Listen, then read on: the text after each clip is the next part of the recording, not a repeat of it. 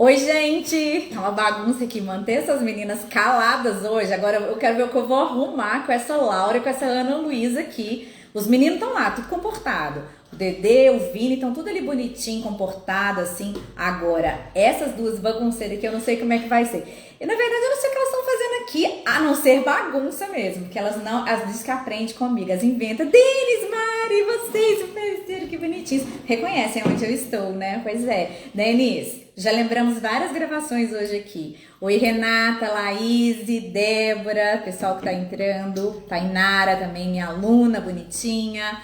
É isso mesmo, gente. Que bom que vocês vieram, que vocês animaram, porque hoje a gente vai conversar sobre o soro. Vai falar o que do soro, Carol? Vou falar várias coisas do soro. Vou falar tudo que vocês quiserem saber do soro e mais um pouquinho também, tá? Então fiquem bem à vontade para mandar aqui no chat pergunta, dúvida. Oi, Jana, Márcia. Devia ter passado, Denis, mas vem amanhã. Eu tô aqui amanhã de tarde. Se você puder passar no horário do almoço, dá uma passadinha aqui, tá bom? Olha só, hoje a gente vai conversar sobre o soro, tá? O soro, afinal de contas, ele é vilão, ele é mocinho, ele é um produto bacana, uma matéria-prima legal, o que que se faz com ele, em que horas que a gente olha pra ele e ele é ruim. Na verdade, é uma matéria-prima maravilhosa e vou falar, os espertos já descobriram isso há muito tempo e cada dia mais a gente descobre uma nova aplicação para o soro enquanto ingrediente, tá? Oi, Simone, falou que vinha e-mail mesmo. Ai, que feliz que eu fico quando vocês cumprem os prometidos. Ângela, tudo bem? Olha só, por que eu resolvi falar de soro, tá? Porque uns dias atrás, na verdade, tem quase um mês já, né? Dia 20 de junho, a louca da Laura quer participar ao vivo. O que você vai falar? Ela apertou o botão errado, gente. Ela não liga não, tá? Não liga não que ela é louca. Amanhã tá medicada, isso que importa. Dia 20 de junho, o Ministério da Agricultura publicou lá no site deles uma notícia a respeito de uma detecção de um caso de fraude em leite por adição de soro. Como é que foi essa história toda? Gente, o babado é tão complexo. Hoje de tarde, a hora que eu tava dando uma organizada aqui no roteiro para conversar com vocês, eu até comentei com a Ana aqui na agência, eu falei, tem umas coisas que deixam a gente ainda chateada, ainda chocada com a capacidade das pessoas. Mas enfim, a gente tem que seguir a vida, a gente tem que fazer a nossa parte, ver o que dá pra gente fazer. Mas então, aí saiu essa notícia. O que essa notícia falava? Que um laticínio grande do Pernambuco que participava de um programa de assistência a pessoas carentes, né? A população que estava passando por insegurança alimentar. E aí vamos lembrar um conceito, tá? Nós trabalhamos com o quê? Segurança dos alimentos. O nosso propósito é produzir alimentos que não façam mal à saúde das pessoas. Isso é um propósito de quem fabrica alimentos, tá? Porém, existe um outro termo semelhante, e aí eu brinco com os meus alunos que se eles trocarem eu rasgo o certificado, não pode de jeito nenhum, que é a segurança alimentar, tá? A segurança alimentar não é a segurança do que você consome, e sim a sua segurança com relação ao que você consome, no sentido assim de segurança alimentar, você tem que ter alimento em quantidade suficiente e em riqueza de nutrientes suficiente para você manter a sua saúde. Tá? Então, a segurança alimentar não somos nós da indústria de alimentos que conseguimos ajudar as pessoas ou que somos os principais responsáveis. Temos a nossa parcela de responsabilidade, tanto é que a cada dia novos produtos com novos apelos aí de promoção da saúde, né, de melhorar ainda mais a saúde das pessoas, começam a aparecer, continuam aparecendo aí. Prebióticos, probióticos e prebióticos, alimentos enriquecidos com ferro, com vitaminas, então, tudo isso para promoção da saúde, tá? Mas também não está relacionado à segurança alimentar. Deixa eu dar um oi aqui para um pessoal que foi entrando, os atrasados queridos. Natália, muito fofa, Alê, Ana Carol, Rosane tá sempre aqui com a gente também, a Rafaela, Sandra, que bom que vocês vieram, Maitê também chegou aí, legal. Então, como eu tava falando para vocês, lá nesse laticínio, esse laticínio em Pernambuco, ele participava de um programa do governo que tinha o objetivo de entregar leite para famílias carentes, para merenda das escolas, tá? O que era isso? Segurança alimentar. Disponibilizar para as pessoas alimento em quantidade suficiente com riqueza nutricional necessária. Ok. E aí, nesse leite, foi detectada a presença de soro e o que seria o objetivo disso, né? Não a justificativa, porque maldade não tem justificativa. O objetivo seria aumentar os ganhos dessa indústria, desse laticínio que entrou aí para participar desse programa do governo. O que ele fez? Ele misturou leite com soro e ele estava entregando um produto diferente nutricionalmente, tá? Do que tinha sido combinado, acordado. Na verdade, gente, o buraco é bem mais embaixo dessa história. Tudo começou e a gente começa a rastrear as notícias.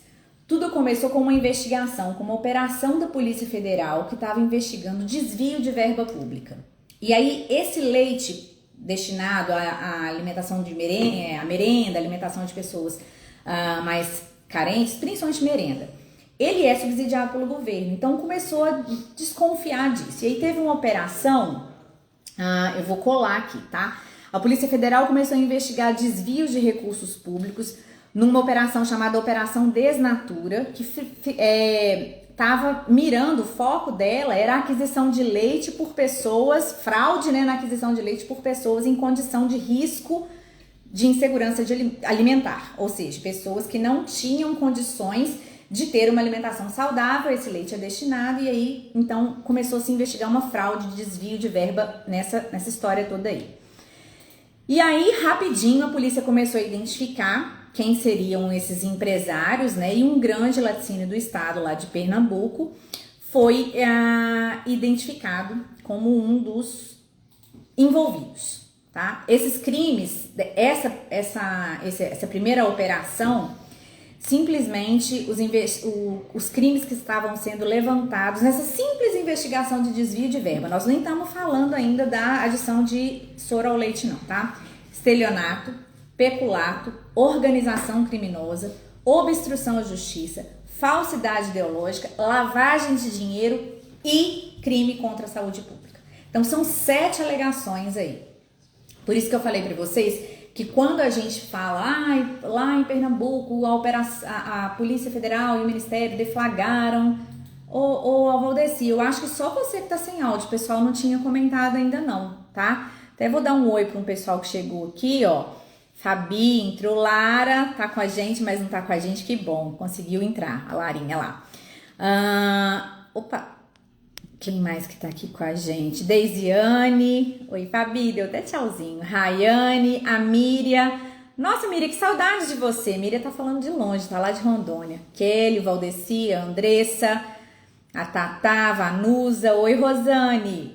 Já tinha dado oi, né? A Sandra, a Elisa, a Josi, Cati, Maíra, demorou, mas chegou.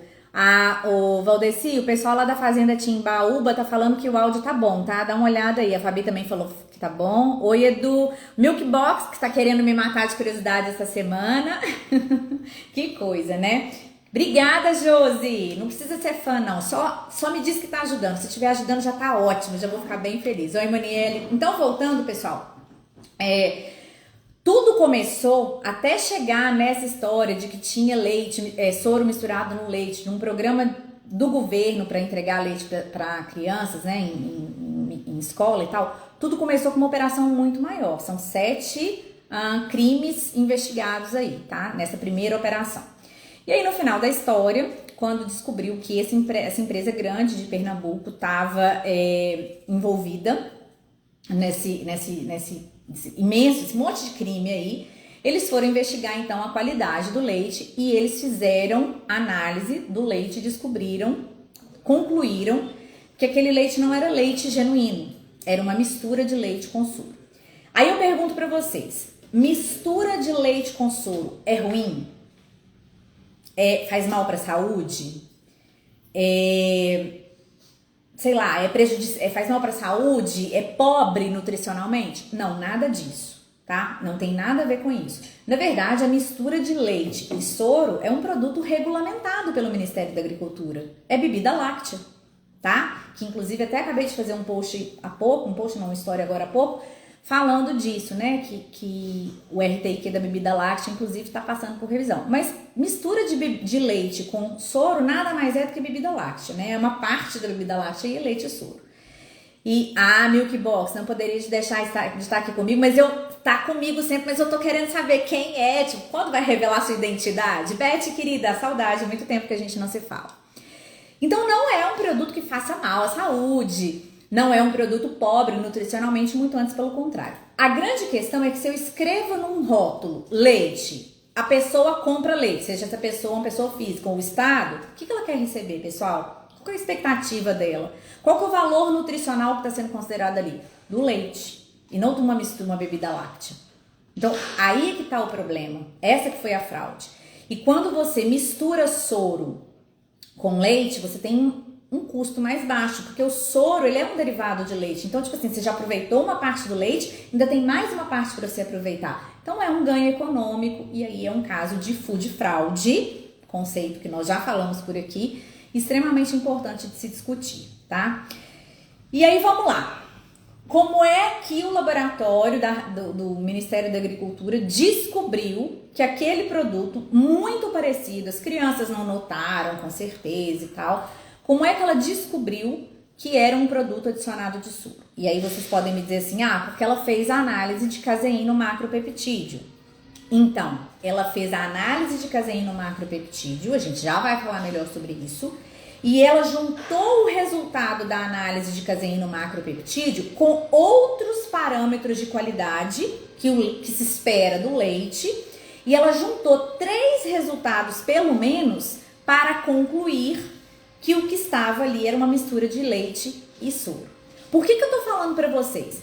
Porque nem mesmo um laboratório do Ministério da Agricultura, executando um teste de caseíno, uma análise, uma quantificação de caseíno macropeptídeo numa amostra de leite, não poderia afirmar, garantir, dar certeza que aquilo era um produto fraudado. Uma andorinha só não faz verão, pessoal. A gente precisa analisar a nossa matéria-prima, o nosso produto lácteo, olhando para todos os parâmetros que definem ele ali. Inclusive até para ter mais respostas, tá? Para a gente conseguir saber mais ainda informações do produto. Quando a gente reúne esses critérios, esses parâmetros, a gente tem uma fotografia, uma descrição muito mais detalhada. Então, assim, análise, às vezes, um resultado de análise só, não dá para ter certeza. Às vezes vocês mandam umas perguntas pra mim assim, ai Carol, tô com leite esquisito aqui, eu já fiz de tudo, aí não sei o que é. Aí eu vou perguntar pra vocês o que é o de tudo, vocês fizeram 3, 4 análises e estão querendo descobrir. Gente, não é bem assim, tem que juntar as informações. Tem uma coisa que eu sempre falo pra vocês, resultado de análise é pra dar resposta, ou pelo menos te indicar qual é o próximo passo, tá? Do que você tem que fazer pra avaliar, investigar, enfim, o que quer que você esteja fazendo ali. Rayane, é um tema muito bacana falar sobre caseína, tá? E eu acho que eu tenho até uma pessoa para convidar para poder falar com a gente sobre isso, né? Oi, Rodrigo, tudo bem? Tô sabendo aí que você vai se aventurar. Espero que a minha amiga Geise esteja tranquila aí com o negócio do rally. É rally, né? Sei lá, aquela prova de moto. Vamos voltar no soro. Tem que dar um oi de vez em quando pro pessoal aqui, mas tem que continuar falando do nosso assunto. Manu também chegou aí, fofa. Então, gente, o que é essa análise de caseíno macropeptídeo? O que é o caseíno macropeptídeo? Todo mundo sabe, a Rayane até já deu a deixa pra mim aqui, sem combinar, hein, Rayane? As meninas da agência não estão me dando deixa nenhuma, mas o povo tá dando, tô achando ótimo. O caseíno macropeptídeo é um pedaço da caseína. Quem é a caseína? É a proteína de mais interesse tecnológico e econômico para nós que trabalhamos na área de produção de queijos. Então, é a parte da proteína, né? É a proteína do leite que mais nos interessa quando a gente fala em fabricação de queijo. Tanto por aspecto sensorial, como por rendimento, vamos mexer no bolso, que também é importante. Quando a gente... então, a proteína, qualquer proteína, é formada por uma série de aminoácidos e peptídeos formados por aminoácidos e assim vai, tá?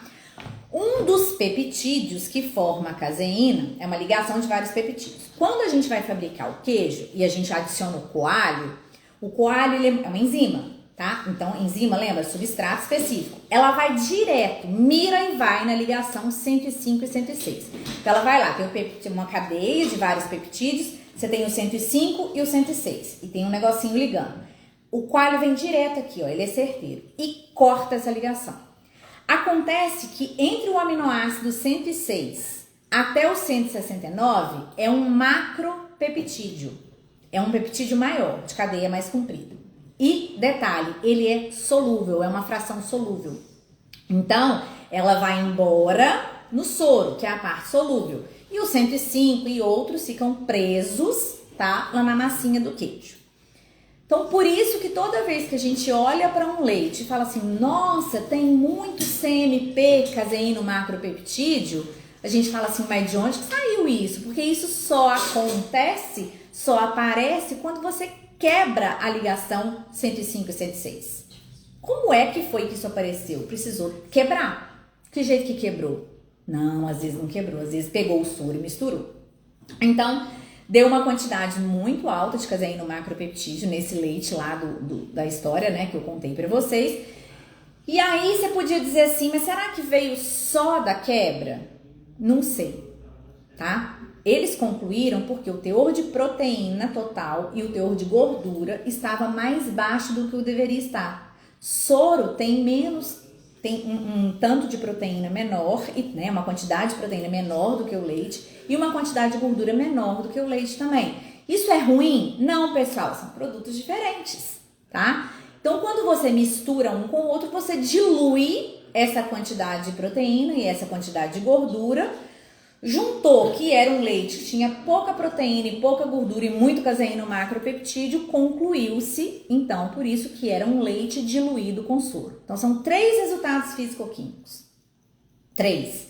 O teor de proteína estava abaixo do esperado, o teor de gordura que estava abaixo do esperado, já que o soro tem menos quantidade do que o leite, e o alto índice de CMP, a alta quantidade de CMP, que tem no soro também, não é esperado que seja tão alto assim no leite.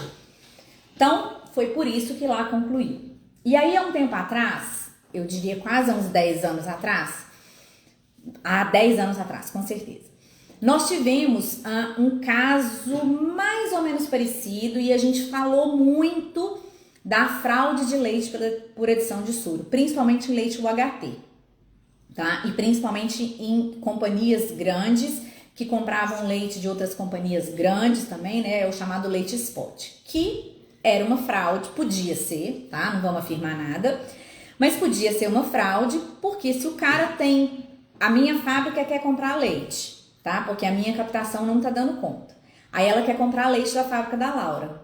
Eu preciso de 50 mil, a Laura só tem 40 mil. O que ela fazia? Ela misturava 10 mil litros de soro e me entregava. E eu botava aquilo na caixa, eu não tinha controle daquilo. E entregava para vocês aí no mercado.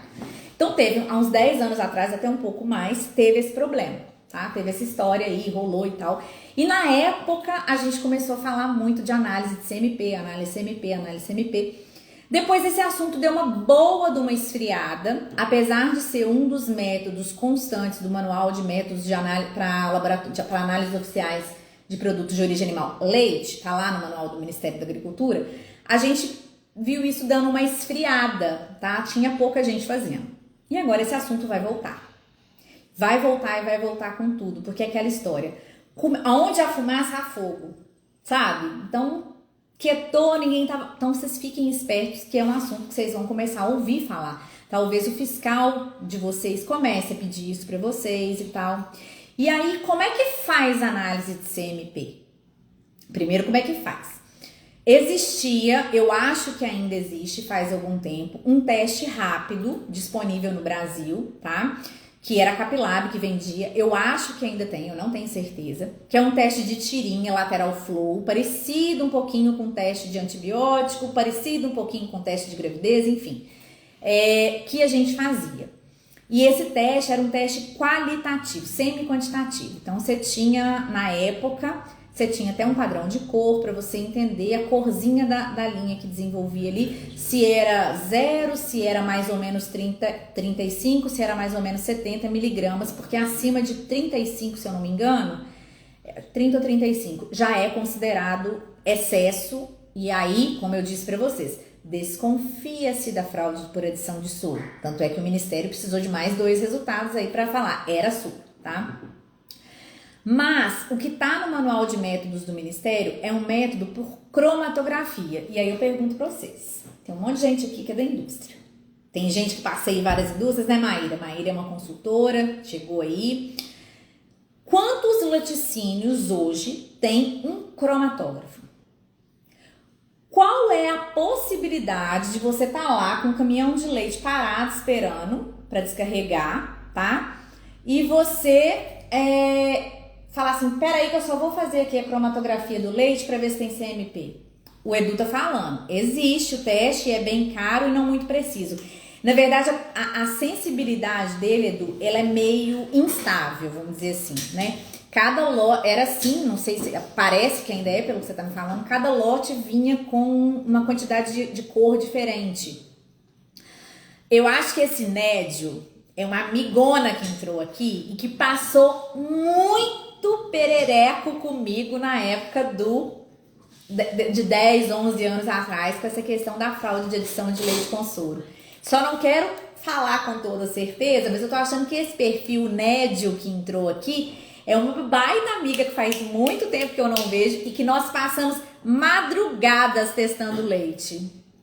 Será que foi? Conta pra mim se foi mesmo, se é você mesmo que tá aqui. Eu não vou falar seu nome não, tá? Mas só me confirma, foi você que passou madrugadas comigo fazendo esse teste aí, esse que o Edu tá falando, que existe. Continua assim. E é muito difícil mesmo, sabe, Edu? Porque pensa bem, você insere curvas no cromatógrafo para ele ler a quantidade de cor que é desenvolvida, tá? E um teste, uma tirinha, às vezes não vai te dar tanta segurança, né? A quantidade de antígeno de corpo, aquela história toda tem todo um detalhe aí. Mas é o que existe hoje para a indústria ter alguma referência. Eu não conheço outros testes, tá?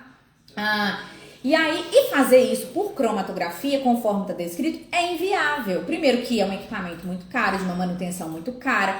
Inserir uma curva, fazer manutenção da curva, conferir a curva, também é algo bem bonitinha. Que saudade, Ariane, sua fofa. Eu falo que ela é a mãe do requeijão e que eu conheço a mãe do requeijão.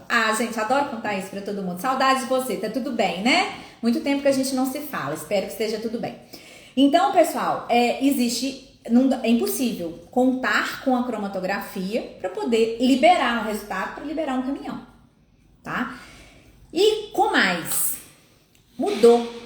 Quando alguém disse assim, um leite com mais de 30 ou 35 miligramas por litro de CMP, microgramas por litro de CMP, miligramas ou microgramas, eu já nem me lembro mais, gente, tem tanto tempo para falar bem a verdade para vocês. Enfim, passa lá do limite, né? Ele é ou não é um leite com adição de soro? Mudou, pessoal. Isso era na época em que nós tínhamos uma realidade em que a maior parte do leite chegava quente, que a maior parte do leite ficava muito tempo na propriedade quente, e nós tínhamos o quê? Os meus alunos todos sabem disso. Nós tínhamos uma biota de mesófilos predominante ali. Então, eram micro-organismos que metabolizavam bem em temperatura ambiente, os mesófilos, tá? E qual era o nutriente de mais interesse deles? Lactose. E o que eles faziam? Consumiam a lactose e produziam ácido lático, e aí era aquele terror do leite chegar ácido no laticínio, tá?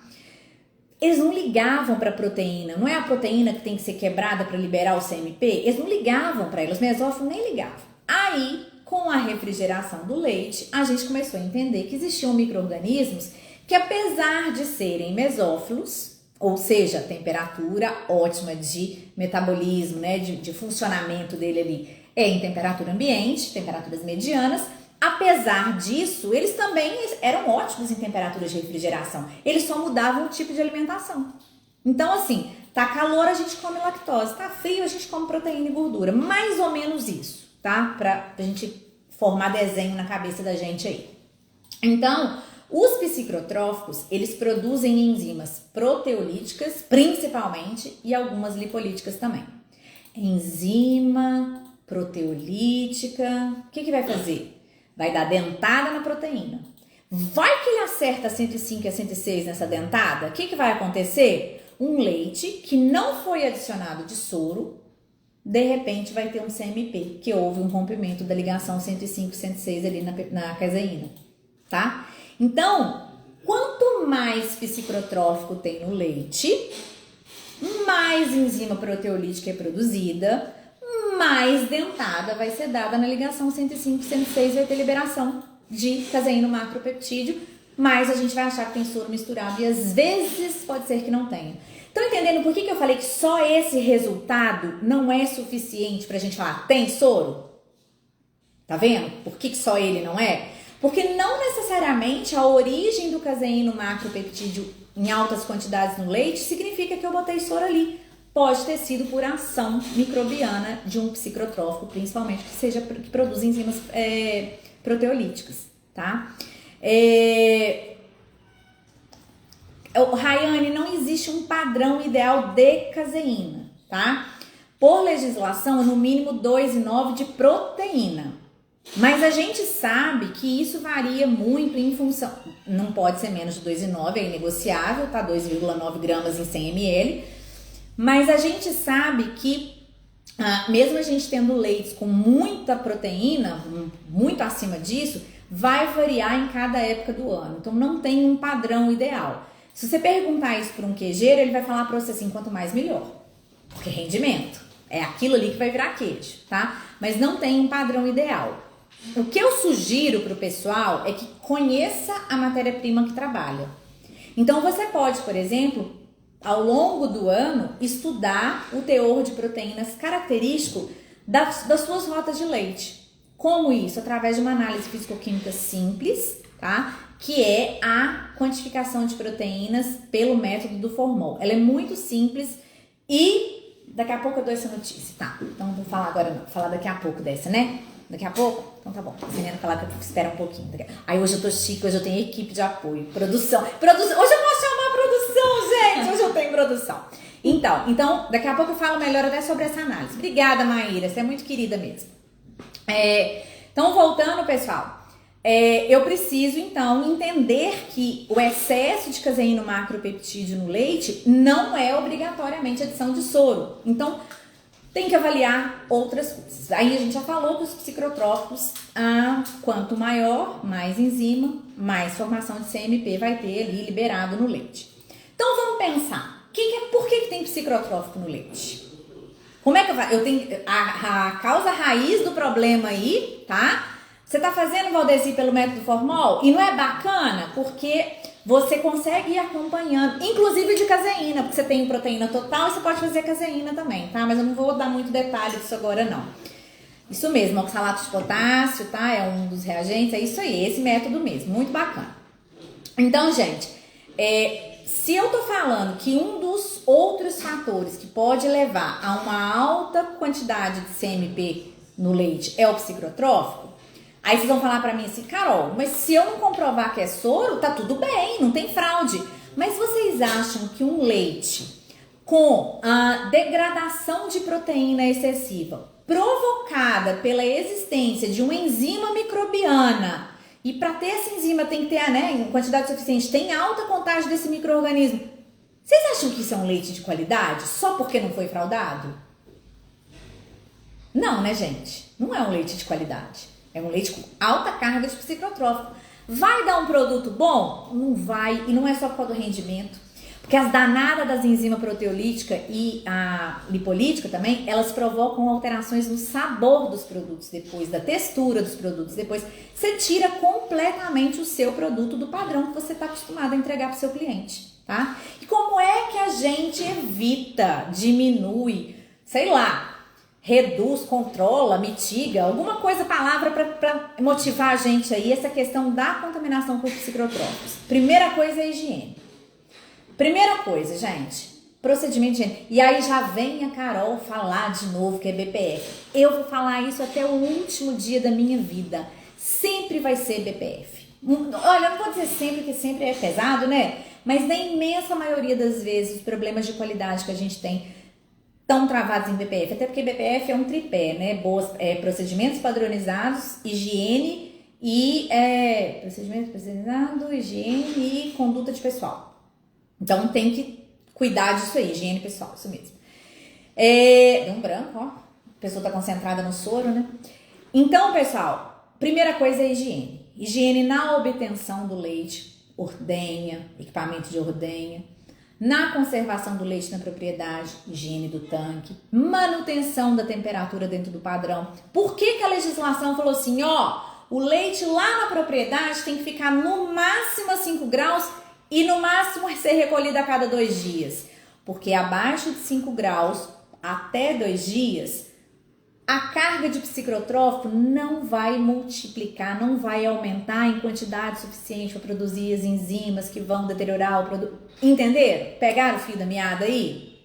Então tudo começa com higiene e com temperatura de conservação. E isso vai continuando, tá? Então aí vamos transportar o leite. Tem que estar limpinho o caminhão, tem que estar limpinho as mangueiras para não aumentar a carga que já tem ali. Vai chegar no laticínio. Aí eu até respondi essa pergunta esses dias. Quanto tempo eu posso deixar o leite estocado no laticínio? Porque lá na legislação só fala que eu tenho que coletar a cada 2 dias. Então na fazenda para ficar no máximo 2 dias. Tem que coletar de 2 em 2. E no laticínio? 1, 2, 3? Não sei. Em quanto tempo o seu leite chega a 900 mil unidades formadoras de colônia por ml de contagem total? E dessa contagem total, quantos são psicotróficos? Aí é que tá. Não existe padrão, você que vai ter que definir, você que vai ter que entender. E talvez, quem sabe, se você conjugar o resultado de uma contagem, ó, é quase uma consultoria, as meninas já vão olhar torto pra mim, quer ver? Que eu tô dando consultoria de graça de novo. Se você conjugar resultados de contagem total de bactérias, resultado de contagem de psicotróficos e a quantificação do CMP nas diversas idades do seu leite ou nos diversos tempos que o seu leite fica estocado na indústria, então chegou com isso, em um dia foi para isso, em 2 dias foi para isso, ou em horas, enfim.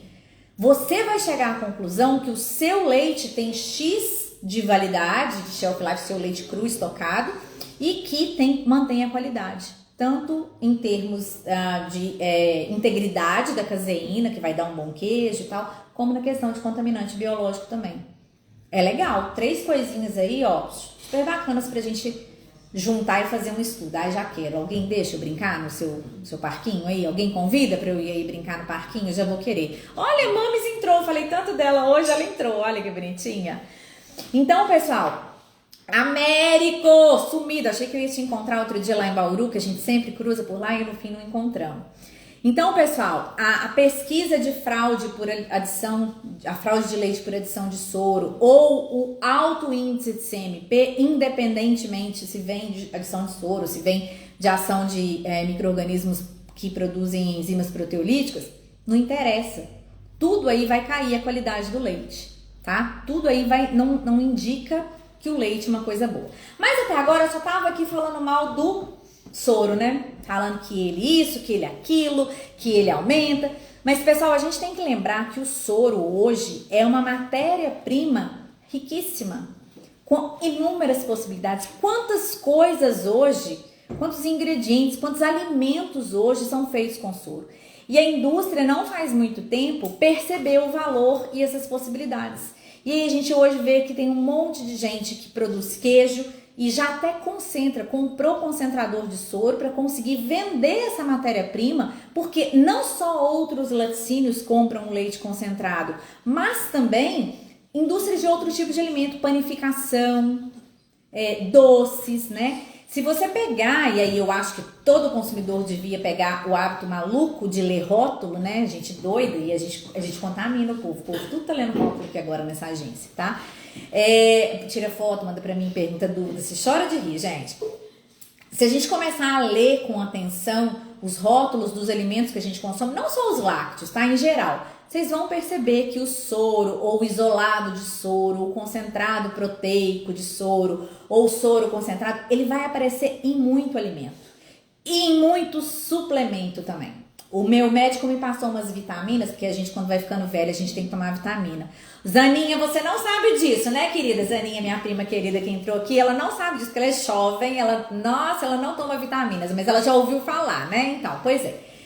Ele me passou umas vitaminas e aí eu fui ler a bula, porque quem imagina assim, se a pessoa lê rótulo de tudo, de alimento, ela não vai ler bula, claro que vai, todas e com detalhe, pesquisando inclusive no Google que ela não entendeu, tá? E aí, gente, eu fui ler a bula. Vocês acreditam que tinha soro concentrado, soro de leite em pó como recipiente ali? Porque é uma proteína riquíssima. Aí vamos falar para os marombeiros agora. Vamos falar, Laura tá aqui, Laura marombeiríssima, ela e esposo. Aí ela fica, Carol, eu preciso consumir muita proteína, mas eu não gosto de whey. Aí eu vou dando umas sugestões pra ela. Du, eu sugeri o seu, não sei se ela já tomou, eu vou comprar amanhã, eu vou trazer pra ela, porque é massa. Ela vai adorar, ela gosta de café também.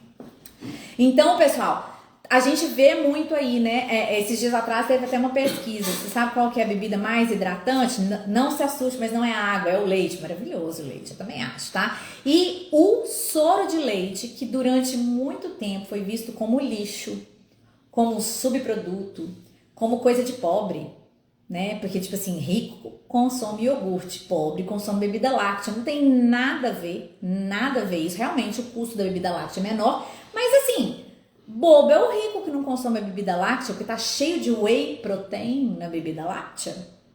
Tá cheio de um negócio que vocês pagam caríssimo no potinho lá pra poder os marombeiros. Então eu já falei pra Laura se entope de bebida láctea, Laura se entope porque tem whey protein na sua forma mais agradável, melhor que aquele pozinho fedido que a gente compra. Mas tá bom, eu respeito quem gosta do pozinho fedido, vai na fé, entendeu? Vocês sabem, eu já contei, não escondo pra ninguém que meu paladar é infantil, que eu gosto de pipoca de pacote cor-de-rosa. Então assim, esquece que eu não vou tomar aquelas coisas horrorosas ali de jeito nenhum. Então o soro, ele tem um papel importantíssimo hoje na indústria de alimento, tanto tecnologicamente falando, como economicamente falando. Existem N possibilidades. E aí as indústrias então começaram a enxergar isso já há algum tempo. A gente começou a ver, eu vou vender soro da minha fabricação de queijo para aquele laticínio ali, porque ele faz bebida láctea. Eu vou vender soro da minha fabricação de queijo, resultante da minha fabricação de queijo, para aquele laticínio ali, porque ele faz muita ricota. Eu vou vender soro da minha fabricação de queijo para aquela panificadora, para aquela indústria de pães ali, porque chega lá, eles concentram e eles usam na fabricação de pães e biscoitos. Mas espera aí, se eu comprar um concentrador no meu laticínio, eu vou entregar muito mais produto de valor agregado, vou entregar muito mais sólido do soro, que é o que interessa, né? Vou tirar a água, vou reduzir o custo do transporte e eu vou ter um cliente que vai valorizar, vai falar assim, olha, investiu em mim para me atender. E aí hoje você começa a ver concentradores de soro com muito mais frequência em laticínios. As indústrias começam a enxergar que é um investimento interessante. Então, de repente, o resíduo passou a ser matéria-prima de um ingrediente para a produção de outros alimentos super procurado. Eu participo de grupos e aí direto eu vejo o pessoal postando. Alguém tem soro para vender? Alguém tem creme? Antes era só creme, né? Alguém tem creme para vender? Eu tô vendendo creme. Agora eu vejo, tem o soro, alguém tá precisando? Eu falei primeiro, igual live de loja. Outro dia eu tava acompanhando a live de uma loja de roupa de umas amigas minhas e eu tava vendo a hora que o povo ia se estapear porque queria a roupa. E soro tá igual, esses grupos aí, o povo fica se estapeando. Não, eu falei primeiro, manda pra mim. E por aí vai, né? É isso mesmo, a Natânia tá falando aqui, o soro deixou de ser um subproduto para ser um coproduto e com valor agregado muito interessante, tanto é que justificou o investimento de algumas indústrias em equipamentos, em linhas de concentração para poder atender outras indústrias de alimento, né? Realmente deixou. E aí, como não podia ser diferente, em sendo um produto que virou um subproduto, que virou um coproduto, que virou um produto economicamente e tecnologicamente tão interessante, o Ministério da Agricultura falou assim, pera lá, vamos regulamentar esse negócio. E graças a Deus, né, gente? Porque, olha, eu vou falar pra vocês, eu sou meio rebelde de vez em quando, mas se tem um trem que eu gosto é quando a legislação fala o que pode, o que não pode, que não gasta meus neurônios pra pensar. Já me adianta a vida quando a legislação já define. As suas também? Adianta a vida de vocês? Porque quando a legislação define, quando a resposta é assim, tá na legislação e não é depende... é tão mais confortável, não é? Ajuda, agiliza, porque deixa... Quanto menos depende tiver, quanto mais padronizado for, agiliza a nossa vida aí. Dá pra eu fazer tudo minhas ideias, porque ultimamente não tá dando tempo de fazer todas as ideias, não. Tô tendo que deixar umas pra depois. Então, lá em 2020, o Ministério da Agricultura falou assim, peraí, a gente vai ter que regulamentar esse produto, a gente vai ter que estabelecer regulamento técnico, critério de identidade e qualidade para isso, para esse negócio não ficar um samba do crioulo doido por aí, tá? Então, foi publicada a IN 94, que trazia os padrões de identidade da qualidade de soro de leite e de soro de leite ácido. Gente, a família hoje tá em peso. Olha que belezinha, meu primo Júlio César entrou. Já teve minha mãe, já teve a Rosana, do Nalva também entrou, eu não falei, mas entrou. A família tá em peso, falta minhas irmãs. Vou falar o que é isso, que os primos estão entrando, a mãe tá entrando e nada, né? Então, pessoal, o Ministério começou a regulamentar, começou a publicar. E aí teve algumas alterações, porque era tudo muito novo.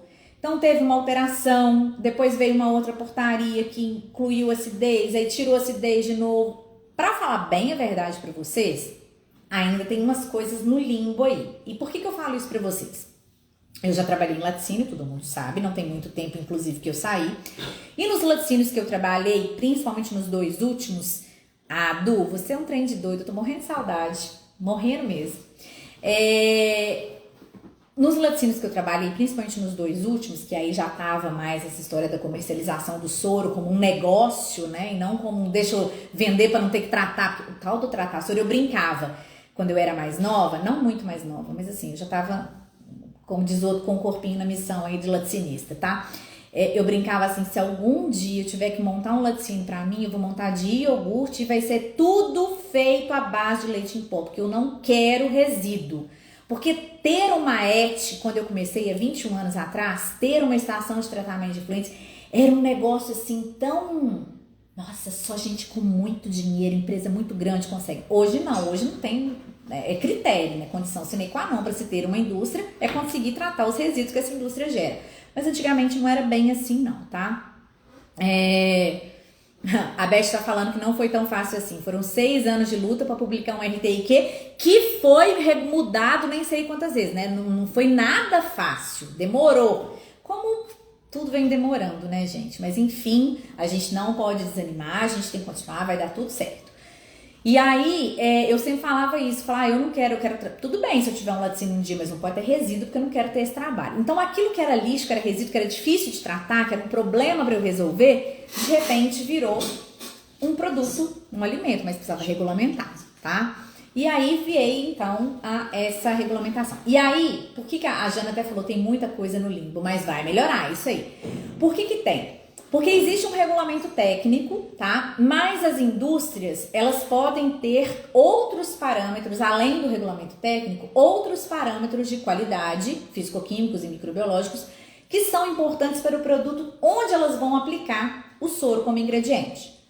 Então isso era um bafafá, porque eu tinha cliente lá no laticínio, para quem eu vendia soro, que seguia só os da legislação. Não, você fazendo da legislação, o resto eu ajusto aqui do jeito que eu preciso. Eu tinha cliente mais exigente que falava que eu tinha que atender padrão de crioscopia, que eu tinha que atender padrão de Brix, tá? E eu, às vezes, não conseguia, pela característica do queijo que eu produzia, atender aqueles padrões específicos. E aí a gente vai falar assim, Carol, mas nós estamos saindo de um âmbito de qualidade, de segurança, né, que é o que o Ministério da Agricultura regulamenta, para um critério comercial. Gente, mas assim, aí vamos lá, né, vamos botar o pezinho no chão, vamos deixar a Nárnia de lado, daqui a pouco a gente volta, vamos viver a realidade. Você é da qualidade. Aí o departamento comercial falou para você assim, tem um cliente novo para comprar soro, e ele quer um soro de bolinhas azuis, ele quer um soro com brix de não sei o que lá, ele quer um soro com perfume de morango, aí você vai falar pro departamento comercial assim, então, o meu processo, eu consigo entregar um soro que atenda aos requisitos de legislação, mas nem sempre vou conseguir fazer ele com bolinhas azuis, porque se o queijo que der origem àquele soro produzir bolinhas vermelhas, como é que eu faço? Ah, não, mas pro cliente só serve com bolinhas azuis. Aí eu falava assim, mas eu não consigo atender. Aí de repente chegava o pedido do cliente, eu entregava. Aí chegava o soro no cliente, o cliente falava assim, aqui, o seu soro vem sem bolinha azul. Aí eu falava assim, então, é porque eu já tinha explicado que o meu processo não consegue entregar um soro com bolinhas azuis e tal. Eu tô falando de bolinhas azuis, mas esse é principalmente para a questão da crioscopia. Quem trabalha com queijo de massa lavada não consegue bater a crioscopia que normalmente o pessoal pede, que é 500 e tralalá. Eu já tive soro com 492 de crioscopia, tá? Mas ele atendia o resto dos parâmetros.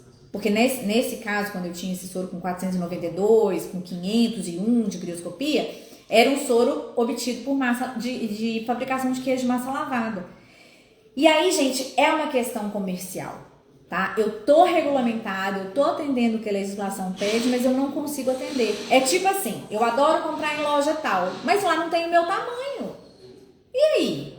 Eu vou fazer o quê? Né? Não consegue me atender, por mais que eu adore a dona da loja, lá não tem o meu tamanho, não consigo comprar. Então é mais ou menos isso, tá? Ou eu vou comprar as roupas e vou ajustar ao meu tamanho, ou eu vou receber um soro que não tá com a crioscopia que eu quero e eu vou concentrar eu mesma até ficar, ou então, que também não é bem isso, né? A questão não é a crioscopia, é que usava indiretamente a crioscopia para entender outros parâmetros físico-químicos, ou então eu vou falar, olha, Carol, sinto muito, mas não vou comprar o seu porque não dá para me atender. Mas aí é outra briga, aquela história, a qualidade, né? É culpa da qualidade, eu falei pra vocês, né? A culpa de quem? Da qualidade. Do que eu não sei, mas é da qualidade e tá tudo bem. A gente já tá lidando com essa culpa e evoluindo. A gente pega toda a culpa que jogam na gente e usa pra quê? Pra ficar melhor, porque a gente é esperto e inteligente. A gente tem um negocinho chamado inteligência emocional, tá?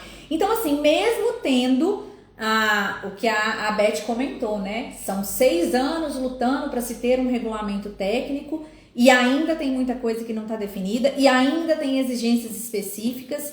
E é um negócio que a gente não tem muito controle e que muitas vezes nem quero alterar, eu ia falar melhorar, mas até tirei, alterar as características do meu soro, porque para eu ter um soro que atenda as características, as exigências do meu cliente, muitas vezes vai cair a qualidade ou o rendimento do meu queijo. E aí não adianta desvestir um santo para vestir outro, tá? Então é isso, pessoal. Esse é o lado bom do soro, tá?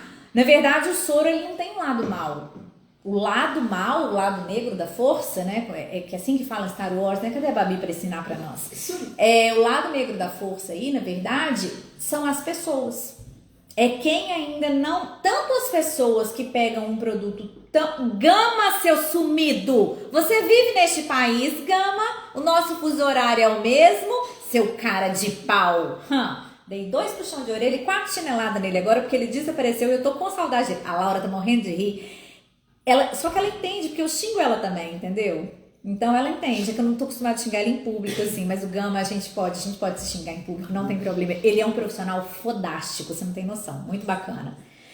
E aí, gente, Rayane, não é necessário. Assim, vamos entender a sua palavra necessário como critério de legislação ou um parâmetro de identidade e qualidade. Não. Mas algumas indústrias entendem que monitorar esse parâmetro, crioscopia, ajuda a entender outras características físico-químicas do produto que são relevantes para o destino deles ali, tá? Aí que pedíamos desmistificar, adorei, não é leite. Soro não é leite, tem que escrever, soro não é leite, claro que não é, gente. Soro não é leite, manteiga não é, margarina não é manteiga, que mais que não é o quê? Sei lá, não posso falar umas coisas, né? Tem uns trem que não pode falar. Enfim, batom do Boticário não é batom da MAC, mas quer dizer que é ruim? Não, é diferente. As meninas que estão aqui vão me entender, são parâmetros diferentes. Banana não é laranja, claro que não. Ué, você compra 2 frutas diferentes, tá?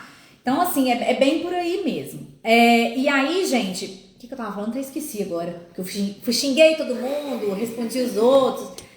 É assim, gente, o negócio é pra bater papo. Se fosse pra dar aula, a gente tava na universidade, né? Deixa eu ver aqui. Que eu tava respondendo a Rayane a história de ser necessário. Como eu falei, amêndoa não dá leite. Ô, Gama, você viu que maravilha? Abrir a consulta pública para produtos análogos a produtos vegetais análogos a produtos de origem animal. Falar pra você, gente, abriu, tá? Corre lá. Explica tudo aquela. Requeijão não é queijo. A minha mãe, gente, requeijão não é queijo. Ô, mãe, não é, mas é por um erro de definição. Nós latinistas estamos tudo indignados com isso, um parêntese, tá? Então, amêndoa não dá leite, não tem teta. Já viram teta da amêndoa? O lugar ela usa sutiã? Não usa, não pode dar leite, não tem como, né? Impossível. E tá aberto o regulamento, a consulta pública. Corre lá, gente, desce a lenha. Vamos regulamentar. Eu não sou contra plant-based, de jeito nenhum. Eu acho que quanto mais opção de alimento a gente tiver, eu acho que eu não vou chegar a comer barata, insetos, eu acho que eu não tenho evolução espiritual suficiente para. Mas quanto mais opção de alimento a gente tiver, melhor vai ser para as pessoas, isso é fato, tá? Só que vamos chamar banana de banana, laranja de laranja, enfim, por aí. Então, gente, é mais ou menos isso. Minha mãe aprende, Janaína, ela é obrigada, assim, não tem noção. Pergunto pra ela que negócio, porque tem hora, muitas vezes, sabe, que eu dou umas ordens lá em casa, eu organizo o negócio lá em casa, tá? Então, precisa entender o que é critério que identifica, que realmente define a identidade do produto e o que é o critério que, às vezes, quem vai usar aquele ingrediente, aquele soro como ingrediente, para ele é importante, tá? Então, é isso aí que você me perguntou da questão de se precisa fazer ou não. Vocês têm mais dúvida? Posso ir embora? Mentira, que eu vou comer pizza. Fica quieta, tá? Mas assim, se vocês quiserem conversar, tem 3 pessoas aqui pedindo pra entrar, mas eu acho que são 3. Minha mãe é uma, eu tenho certeza. Natália quer falar? Ale, você quer entrar? Ou vocês fizeram que nem a Laura, que pediram sem querer? Se tem que regulamentar, nunca viu ver queijo, Minas, frescal de inhame ou de palma. Então. Ô, Gama, eu vou jogar uma bomba aqui agora. Eu tenho 2 coisas que hoje, soro é ouro e ponto. Eu também acho, viu? Eu também acho. Acho que quando as pessoas entenderem o valor do soro, nunca mais elas vão misturar no leite para ganhar dinheiro. Elas vão fazer outra coisa que dá muito mais dinheiro. Com o soro. Fica claro, né, Laura? A Laura já olha torto para mim, porque ela tem problemas. Sabe uma coisa? Vou falar 2 coisas aqui, Gama. Olha, eu ia encerrar a live sem falar um negócio. Elas estão escrevendo bilhete pra mim disso. Olha, tá? Ai, produção. Vocês são muito maravilhosos, tá? Vocês são muito... Adoro ter produção. Quando 2 coisas, né? A primeira é o seguinte. Sabem aquela legislação, nem era pra falar disso, mas vamos falar que o assunto tá bom. Sabe aquele movimento que teve dos produtos com identificação de origem? Então, por exemplo, alguns queijos, parmesão, gruyère, gorgonzola, eles não podem ser produzidos por qualquer um. Então, teve uma época que você tinha que comprovar, uma das coisas era a data. E aí eu acabei de ganhar uma herança e eu quero comprar uma fazenda de leite para só produzir parmesão. Eu não posso. Eu não posso porque só pode produzir parmesão quem tá lá na lista, que o Ministério ainda tá tentando entrar no acordo, mas o Ministério só tá dando suporte, só tá podendo produzir parmesão quem fazia, eu acho que é antes de 2012, se eu não me engano, ou 2018, alguma coisa assim, porque tinha uns queijos que era 2012, tinha uns queijos que era 2018. Tá? Mas eu não posso, ganhei herança, tá lá minha fazenda, leite ótimo, ia dar uns queijos muito bom. Mentira, tá, gente? Não precisa de pedir dinheiro emprestado, não. Mas eu não posso, tá? Mas eu ganhei uma herança um pouco menor, eu vou abrir uma fábrica de alimentos plant-based e eu vou produzir parmesão vegetal. Eu posso.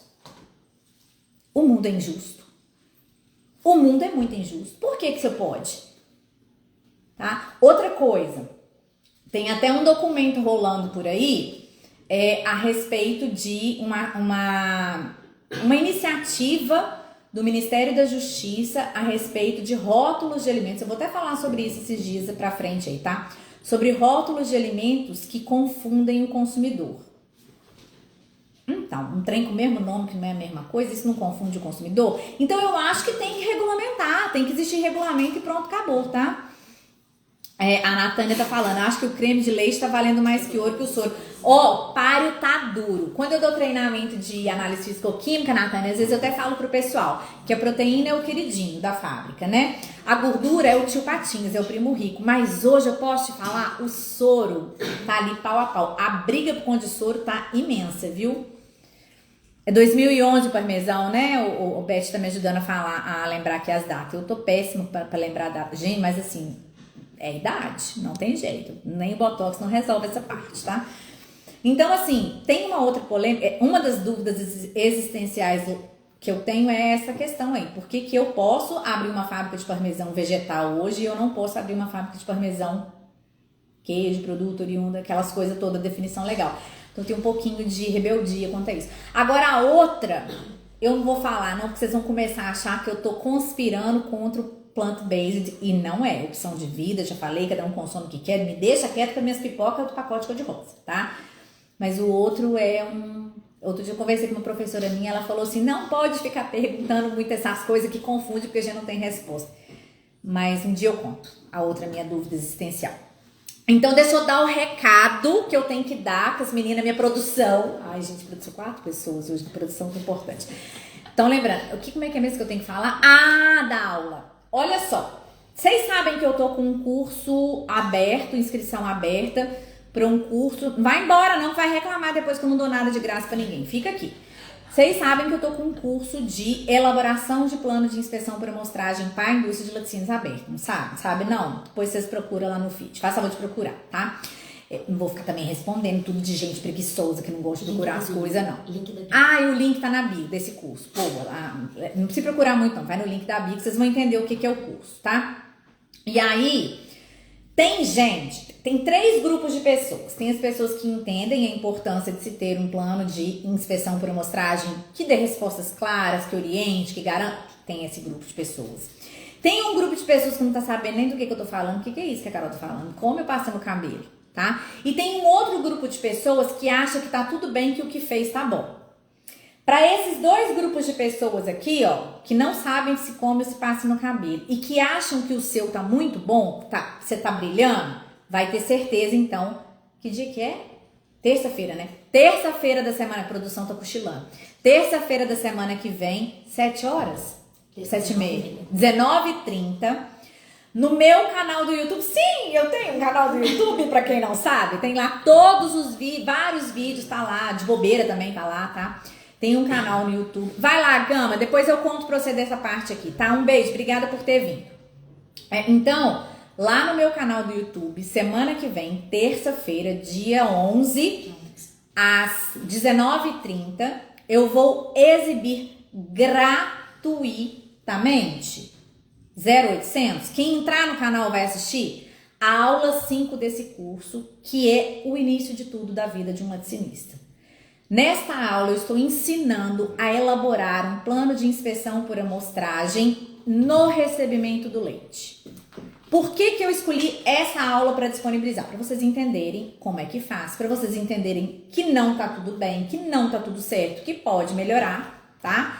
E que pode falar, não tem problema não. Mais de 50 minutos de aula. São 56 minutos de aula, tá? Então vai estar lá exibindo gratuito. Qualquer um que entrar, o Zé das Couve, que mexe com couve, que fabrica queijo de couve, ele pode entrar lá que ele vai aprender como é que elabora um plano de inspeção por amostragem na etapa do recebimento do leite. Todo mundo que trabalha em laticínio, exceto eu no meu primeiro emprego, tem recebimento de leite aí. Então vai te ajudar de alguma forma. Só que tem um negócio. Vai começar às 7h30, vai acabar a exibição da aula um pouquinho antes de 8h30, porque são 56 minutos. Eu vou, depois que acabou a aula, eu vou aparecer, oi gente, estou aqui ao vivo, porque a aula tá gravada, tá? Eu vou aparecer ao vivo para tirar dúvida de vocês. Quem ainda não souber o que é um plano de elaboração, quem quiser saber mais informação do curso, qualquer dúvida que vocês tiverem, até qual que é o meu signo, eu vou responder lá depois da exibição da aula.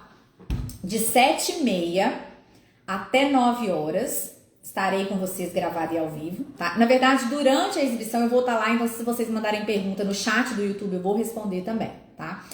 E aí, E vai ter uma surpresa. Vai ter uma surpresa que eu não posso contar. Hoje, se eu contar, eu conto a surpresa, né? Mas hoje tem produção, se eu contar, eu vou apanhar ao vivo, vai dar ruim. E aí... Acabou 9 horas da noite, eu fui embora, beijo, tchau, boa noite, galera. Quem não viu, não vê mais. A aula não vai ficar no YouTube. Ou você assume o compromisso comigo de estar lá de 7h30 até 8h30, se você não quiser escutar os recados, não quiser tirar dúvida, pode ir embora, tá? Ou então se você entrar e falar, não, que saco, que tem hora, pode ir embora também, não tem problema. Só que é só ali, não adianta.